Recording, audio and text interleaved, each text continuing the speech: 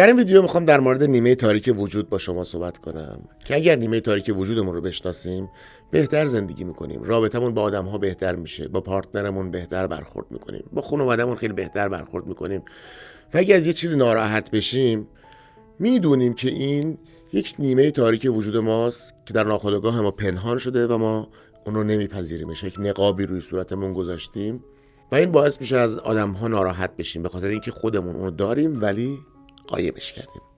با من همراه باش. سلام، علی اقبال هستم و اینجا کانال با من باشه. خیلی خوشحالم که با من همراه هستی. اگر از ویدیوهای من داری استفاده میکنی حتما کانال من رو سابسکرایب کن و اون زنگوله رو بزن که هر موقع ویدیو جدید گذاشتم از اون مطلع بشی. بچه، نیمه تاریک وجود چیه؟ یونگ معتقده من ترجیح میدم آدم کاملی باشم تا آدم خوبی باشم. ببین، آدم کامل مجموعه ای از صفات رو داره. مثلا من به یکی از دوستان میگم منو تعریف کن، منو توصیف کن.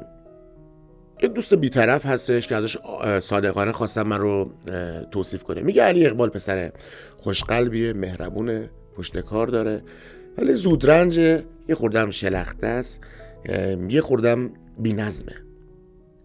خب اگر من ناراحت بشم از اون صفتایی که گفت که علی اقبال زودرنجه، کم حوصله است، اون سایه منه که جای قایمش کردم. چرا؟ چون تو بچگی من گفتن کاشونی میگم چقدر بد خطی تو، چقدر شلخته ای تو. اون موقع ناراحت شدم، خیلی جوش آوردم، خیلی عصبانی شدم. چند بار اینو شنیدم.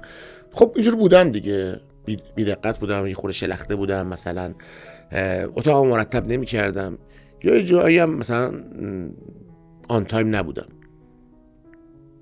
خب اینها رو اون روز که این حرفا رو من زدن من از اینا ناراحت شدم و اینا رو قایمش کردم. نمیخواستم بپذیرم. آقا اگه من شلختم، اگه من بد خطم، اگر من بد قولم، باید اینها رو بپذیرم. اگر نپذیرم اینا تو سایه من قرار میگیره، میره کنار. من از دوستم اون حرفا رو خوشم میاد بشنوم. راست میگه، چقدر خوشقلبم، به به مرسی، چقدر پشت کار دارم، چقدر دست و دل بازم. اون صفتایی که بعدا رو نمیخوام بشنوم، اینا رفته تو سایه من قایم شده. یونگ میگه اینا رو بپذیرید. اگر از یک آدمی بدقولی دیدید، اگر بی‌وفایی دارید میبینید، اگر از پارتنرتون دارید نامهربونی میبینید، اینها رو انجام دادید خودتون، ولی هر چی فکر کنید یادتون نمیاد. من خیلی از بچه‌ها خیلی که به مراجعه میکنن اینو میگن آقا ما یادمون نمیاد، ما که اینجوری نیستم، من خیلی آن تایمم، من خیلی دقیقم، من خیلی خوش‌تیپم، من همه اینا رو میگن. ما اصلا اینجوری نبودیم. خانم دبی فورد تو کتاب نیمه تاریک وجود میگه 35 بار با یه خانم گفتگو کردم توی گفتار درمانی تا بالاخره پیداش کردیم که یه جایی توی بچگی فلان فلان این کارا رو انجام میداده. مگه یادت میاد؟ میلیاردها اتفاق در طول زندگیت میفته، تو یادته؟ ولی تو ناخودآگاهت اینا هست، مثل بایوس کامپیوتر مونه که تمام اتفاقات اونجا ثبت شده ولی همه رو ما الان یادمون نمیاد. اینا وجود داره. پس ما ترکیبی از احساسات خوب، بد، رفتارهای خوب و بد هستیم. هر چیزی ضد خودش درون خودش وجود داره. بچه که بودیم همه اینا رو داشتیم، اصلا نقابی ما نداشتیم. یعنی اگه چیزی می‌خواستیم گریه می‌کردیم، اگه پفک می‌خوردیم تون می‌خوردیم، مثلا پفک اینجا رو لبمون میریخت، رو لباسمون میریخت. همه صفت‌های ما رو بود. ولی یواش یواش که بزرگ شدیم، با توجه به حالا مدرسه، خانواده، دوستان، جامعه، همه یه سری صفت‌ها در ما سرکوب شد یا قایم شد یا نخواستیم بپذیریمش. اگر هم یکی به ما میگفت ناراحت میشدیم. چرا؟ چون اونها توی نیمه تاریک وجود داره ولی ما نمیخوایم بپذیریمش. اینو دارم میگم که آگاهی پیدا کنید از این موضوع، از این نیمه تاریک وجود، که اگه یه چیزی داره اذیتتون میکنه توی آدمی، اونو پیداش کنید، ببینید کجا این کارو کردید. هایدگر، فیلسوف بزرگ، میگه هر چیزی ضد خودش درونش وجود داره. اگر توی یک جامعه تاکید بر نظم و مقررات هست، تعداد مجرمان هم تو اون جامعه بیشتره. بیش فعالی بیش انفعالی میاره. وقتی شما یک ارزش رو دریافت میکنید، ضد اون ارزش هم در وجود شما شکل میگیره ولی خودتون از اون بیخبرید، ولی توی آدم دیگه میبینید. این مثال خیلی قشنگه. قدیمی ها میگفتن وقتی شما با یک انگشت داری یکی رو نشون میدی، 3 تا انگشت رو به خودته.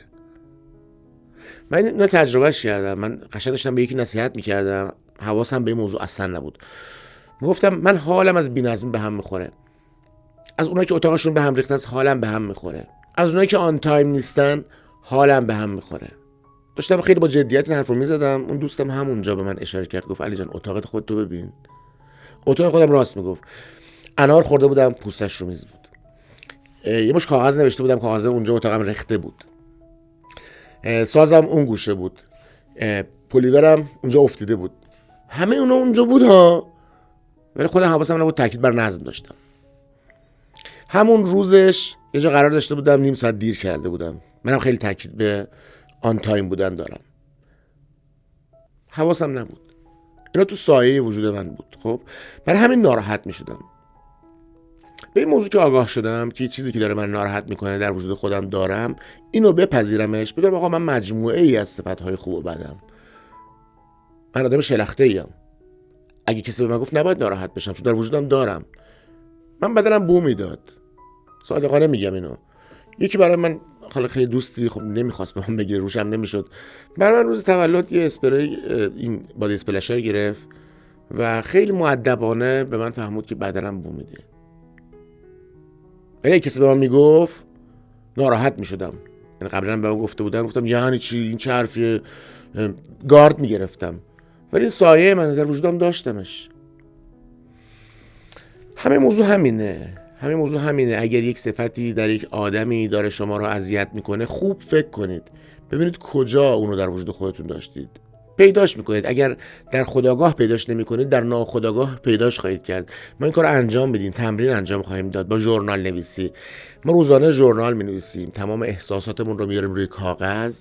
وقتی این کارو انجام بدی، در بین این نوشته ها، چون دیگه باید به خودت صادق باشی دیگه، نباید با خودت دیگه بجنگی. همینجور که می‌نویسی میره جلو. من ورق می‌زدم، 1 ماه پیشم می‌خوندم، چون خودم رو رها کرده بودم و تو اون حالت رهایی می‌نوشتم. دیدم آره این صفات‌ها رو دارم.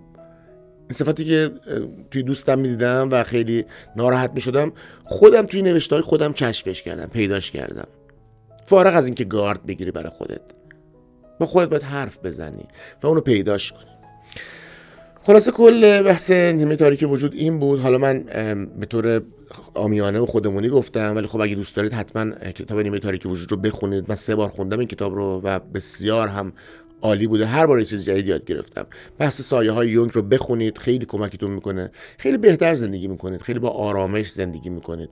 دیگه به راحتی از کسی ناراحت نمیشید، چون اون یه صفتی که داره ناراحت میکنه در اون آدم هست.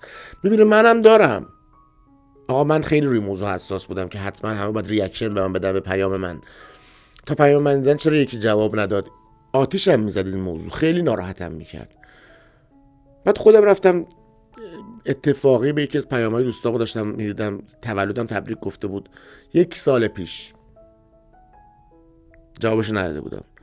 دوباره ورق زدم، رفتم پایین تر، دیدم 1.5 سال پیش یکی دیگه مطلب به من گفته بود، خودم ندیده بودم. البته اونا ناراحت نشده بودن ها، این تو من این موضوع ناراحت کننده بود.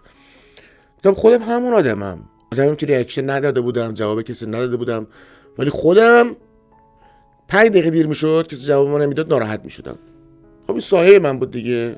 با این موضوع خیلی هم سخت بود ها، خیلی سخت بود باش کنار بیام، ولی کنار اومدم، دیدم آقا سایه منه، نباید ناراحت بشم. آقا اونا کار داشته، اون لحظه دستشویی بوده، گوشیش زنگ خورده یا هر اتفاقی، من ناراحت میشدم از این موضوع.